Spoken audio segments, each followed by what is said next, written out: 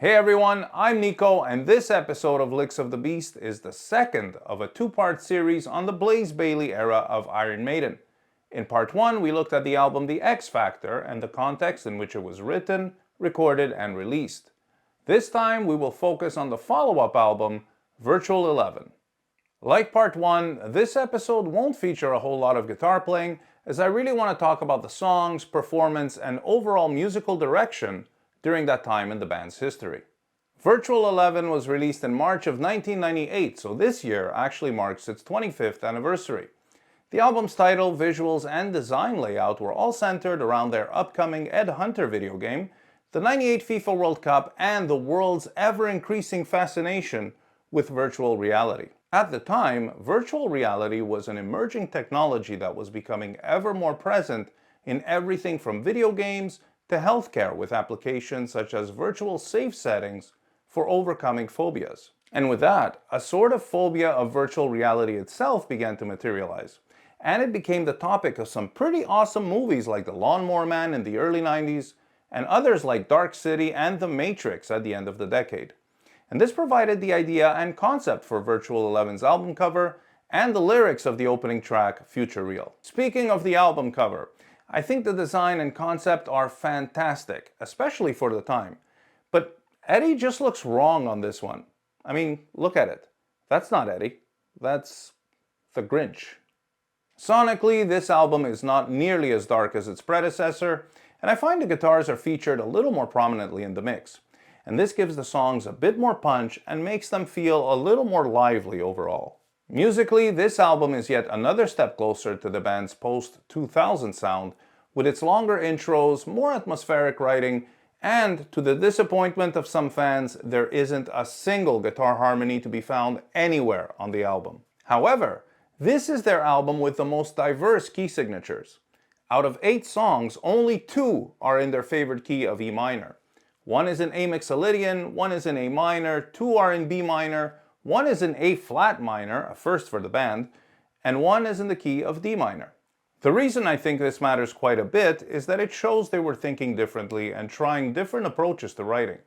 When you pick up a guitar, the easiest, most obvious thing is to play in E or in A.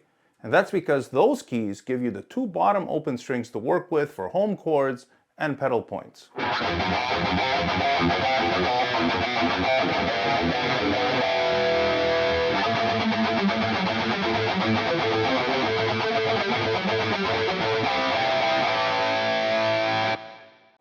This allows you to create an endless variety of cool sounding riffs without having to think about it too much. Playing in different keys requires looking at the fretboard from a different perspective, and it forces you to try new and sometimes unfamiliar things. This is one of the reasons I don't subscribe to the commonplace idea that the band was getting lazy or that the songs were uninspired, especially when you consider that songs like The Nomad and Dream of Mirrors from Brave New World were also written during this time. The band was going through a transitional phase and they were trying different things. Did it always work? No. But I don't think one should overlook the creative effort taken by the band on this album. Both guitarists tried some really different kinds of licks and phrasing, and even some different ideas, like in Future Real, where Dave plays 2 slightly different but equally cool solos, panned left and right. Or in Como Estais Amigos, where Yannick plays a solo over a high guitar melody accompaniment. Blaze Bayley sounded like he was becoming more comfortable and more confident in his role as the singer in Iron Maiden. His vocal delivery was becoming more natural and more fluid, and it really comes across on songs like Future Real and The Clansman. In fact, for all the years Maiden have been playing The Clansman with Bruce, the vocals remain unchanged from the album version, and many still consider it to be very much a Blaze song. Now let's talk a bit about the songs themselves, starting with a song the band released in the time between The X Factor and Virtual 11. It was the one new single for the compilation Best of the Beast, a song called Virus. The song has 3 sections: the intro, the main part of the song, and the outro. All 3 parts are interesting and catchy, especially the main part with a great guitar melody and a strong chorus with a very nice vocal harmony. However, this is the song where I most felt the absence of producer Martin Birch.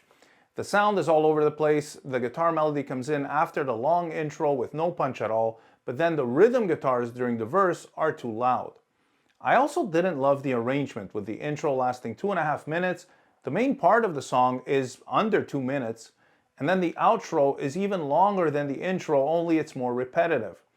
It left me incredibly frustrated when it came out because I thought it could have been a great song had they just fleshed it out and worked on it a little more. But I have to say, Blaze sounds very good on this song, and his voice comes across with plenty of power and conviction. Okay, so Virtual 11 opens with the quick and punchy Future Real. Unlike Sign of the Cross, this one is more in line with a typical Maiden opening track, as it's short, fast, and direct. The only thing that might have made it even more like classic Maiden would have been a guitar harmony on the riff, maybe just on the second half.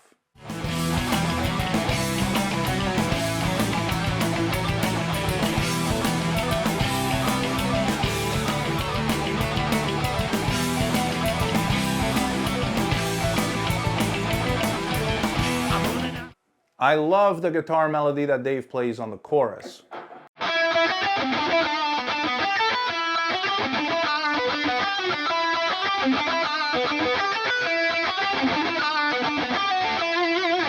And on the album, it's doubled an octave lower, like this.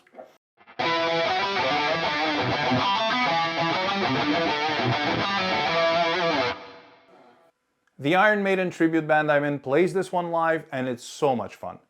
The choice to make The Angel and the Gambler the album's first single might have had something to do with its very catchy AC/DC-esque Mixolydian melody. This mode lends itself really well to anthemic arena rock because of its two characteristic intervals.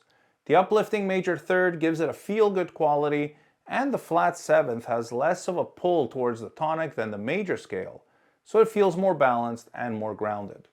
Now, I don't particularly like this song, so the only thing I'm going to say about it here is that the much shorter edited version seems to work a lot better than the album version, which is way too drawn out and needlessly repetitive.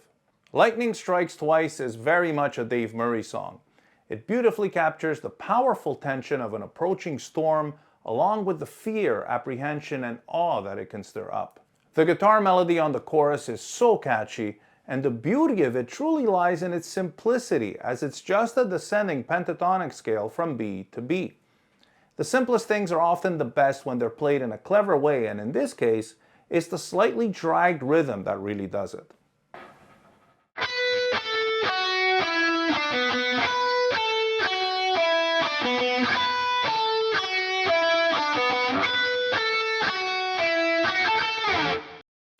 I don't love the vocals following the guitar note for note here because the way Blaze has to sing the words strikes twice kind of halts the song's momentum a little bit.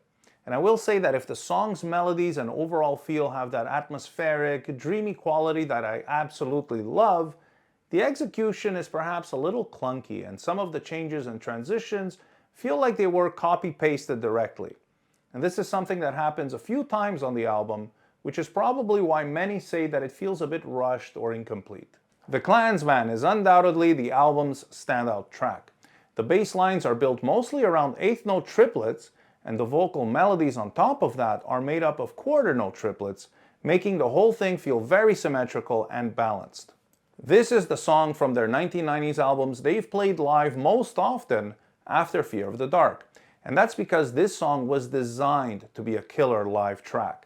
It goes through many dynamic changes, it has a sing-along part in the middle, and the chorus, with the long ringing chords and the stretched out melody singing freedom, is just sheer brilliance. When Two Worlds Collide is a second Dave Murray song, and a bit like in Lightning Strikes Twice, the clean guitars at the beginning of the song and during the chorus use simple chord shapes with added open strings to make some more interesting chord voicings. In this case, we have B sus, G major 13, E minor, and F sharp 11.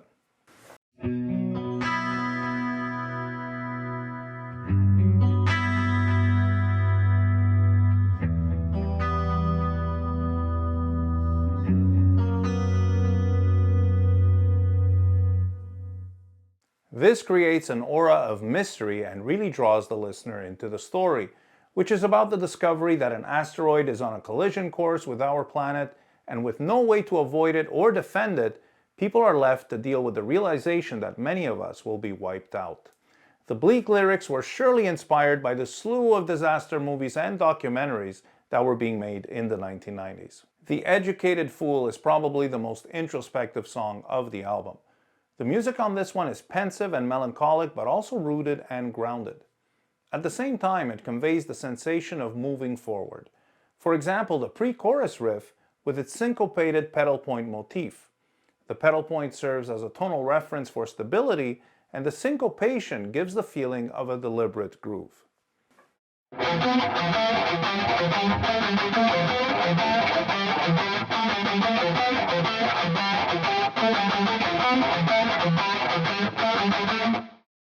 This song's chorus is my favorite of the whole album, especially with that exquisite harmony of octave, minor sixth, octave.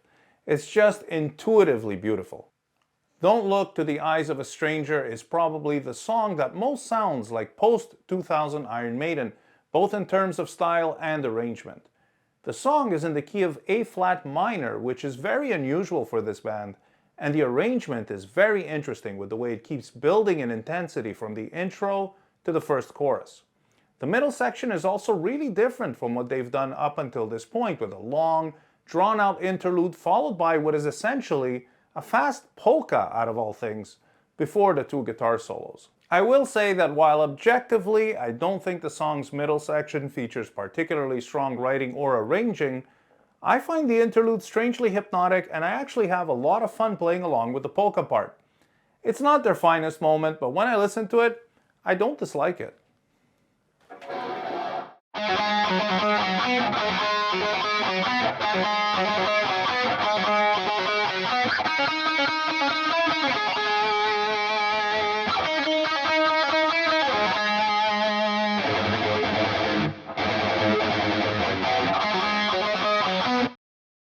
Yannick's solo has a really cool opening lick, and I love that Dave kind of mirrors that lick in his own solo, kind of like what he and Adrian would do in the past.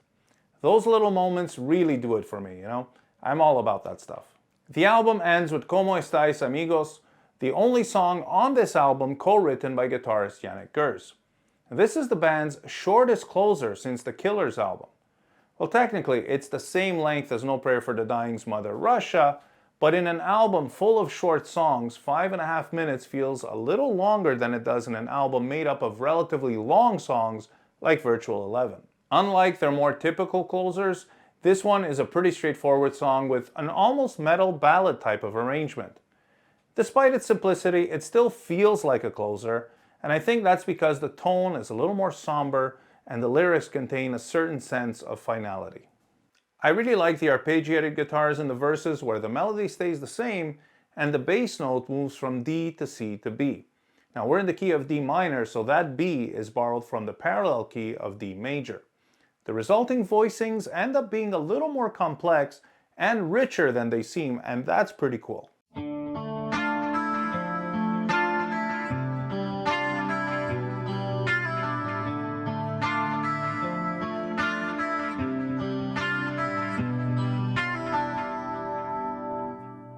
I don't find this to be a particularly strong song, but I think Blaze sounds great, and his performance here is probably one of his most heartfelt from his time with Iron Maiden.